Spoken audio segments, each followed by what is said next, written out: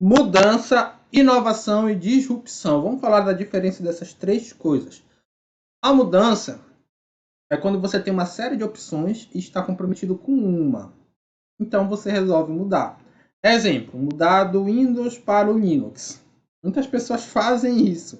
Eu ainda não tive coragem, por conta da resistência, que a gente já sabe operacionalizar o Windows e não muda para o Linux. Ou do Word para o LibreOffice. Isso eu já tentei, mudar do Word para o LibreOffice. Mas como eu já conheço bastante de Word, para mim é muito custoso mudar para o LibreOffice, mesmo que seja um software gratuito. Eu prefiro continuar pagando lá o Word, enfim. É, e aí cai naquilo que a gente falou na aula anterior de resistências socioculturais à mudança. Tá? Porque as pessoas têm uma resistência por já estarem habituadas com alguma coisa, não necessariamente uma coisa mais antiga. Mas muitas pessoas que eu conheço que mudaram do Windows para o Linux dizem que é um caminho sem volta.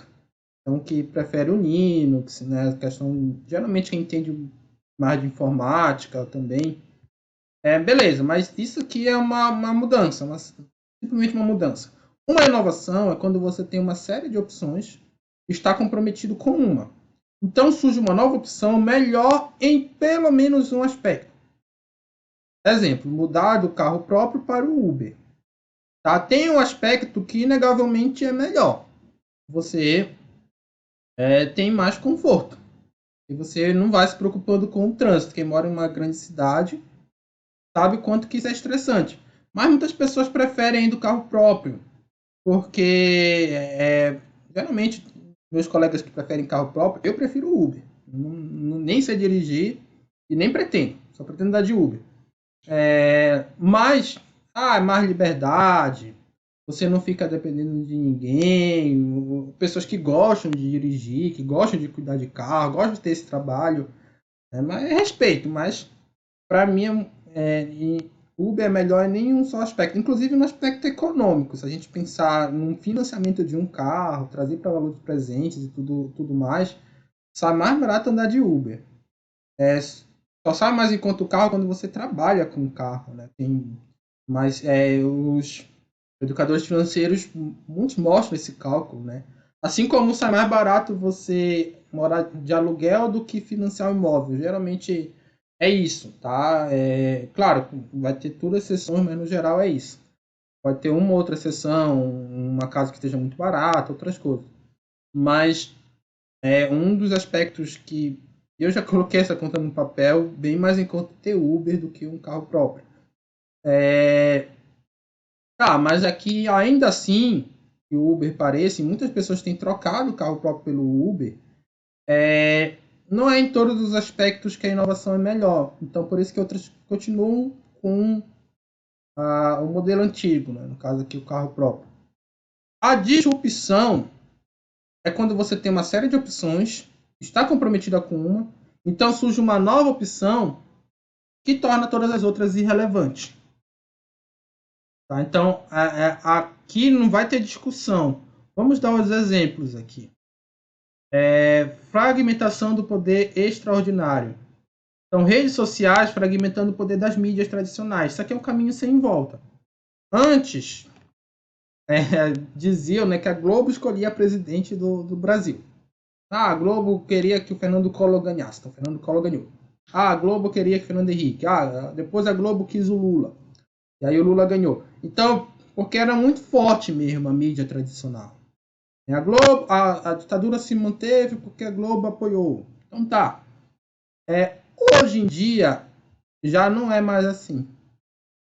Vista a última eleição no Brasil, que o Bolsonaro ganhou e não estava sendo apoiado pela Globo. Então, independente de você gostar ou não dele, mas isso foi um fato. Porque você começou a ter as redes sociais e a gente viu que lá ele tinha, né, os grupos, das chamadas milícias digitais do Bolsonaro. E aí engajaram as pessoas e tudo mais pelo WhatsApp, pelo Facebook, Instagram, enfim, Twitter. Então, você começou a ter as redes sociais fragmentando esse poder que estava concentrado em alguns grupos de imprensa. Então, isso é uma disrupção. E aí, qualquer pessoa começou a poder produzir conteúdo e competir. Você tem influências hoje que têm um alcance maior do que as mídias tradicionais. Qual é a influência de um Felipe Neto, aí, que tem influência global? Então, e aí a Globo começa a reagir, né, as emissoras, até chamando esses influencers para participar do Big Brother. Não quer dizer que as mídias tradicionais são irrelevantes. Claro que elas são relevantes. Não dá para dizer que não, mas hoje já está muito mais fragmentado. A criação de uma nova camada acima da habitual. Dispositivo da tradução instantânea. Então, hoje você já tem dispositivos que, se você for num país, você fala o português, ele traduz lá para o alemão, traduz para o inglês, traduz... E aí o processo de comunicação fica muito mais fácil. Antigamente, ou você tinha que contratar alguém, ou você tinha que aprender aquela língua. Hoje ficou muito mais fácil com uma tecnologia aqui, que é uma disrupção. Que não pode causar muitas perdas de emprego? Pode. Isso sim. Mas não quer perda de empregos tradicionais. Não quer dizer que novos empregos não vão precisar ser feitos. Claro que vão precisar. Né? Aquela ideia de que a tecnologia sempre causa desemprego. Ela causa o desemprego em determinados grupos para abrir novas vagas em outros grupos. Então, por exemplo, cientista de dados é um profissional que vai estar em escassez aqui no Brasil, praticamente no mundo inteiro. Porque é uma nova técnica que ali está se precisando para analisar dados, para coletar, no geral, né, nas empresas, nos governos, enfim. A descoberta de um novo poder extraordinário, no caso a eletricidade, olha, foi uma disrupção aqui. Tudo que era feito sem eletricidade, depois que ela surgiu, não teve outra escolha.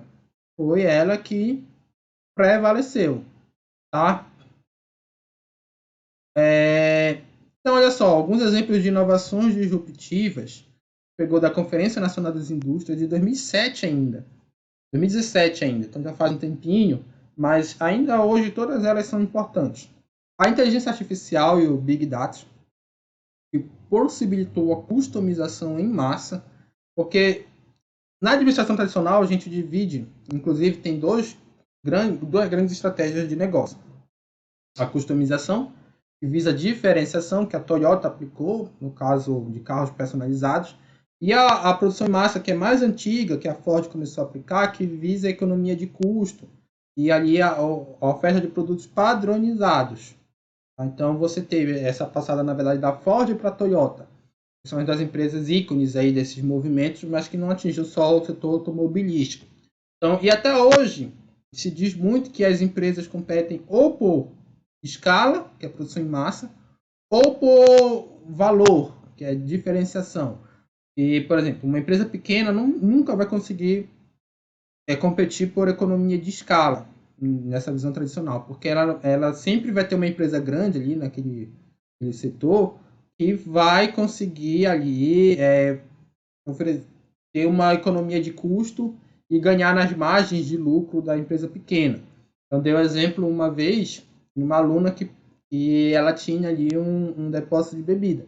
Eu falei, olha, toma cuidado, porque tu tá vendendo muito ali no teu bairro, se um grande player vê que tá vendendo muito, ele vai lá e ele vai te ganhar. Porque ele vai ter freezer grande, ele vai ter muito menos custo por unidade de cerveja vendida. Ele vai conseguir colocar a cerveja mais barata, as pessoas vão estar comprando ali por preço e vai acabar ali quebrando.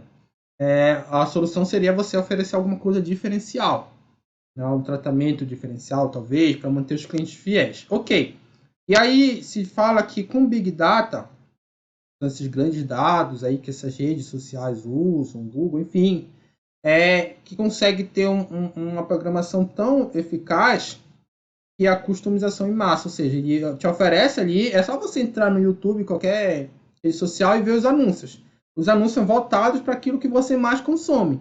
E são muitas pessoas que estão nessas redes sociais. Então, é massa, mas ao mesmo tempo é customizado. Então, ele quebra um paradigma que existe na administração.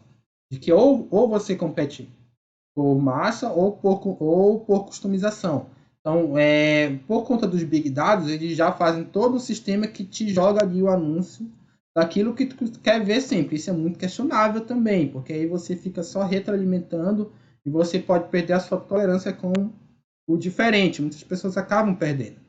A nanotecnologia, exemplos, tecidos na escala molecular. Essas grandes empresas de roupa Já estão analisando os tecidos na escala de moléculas.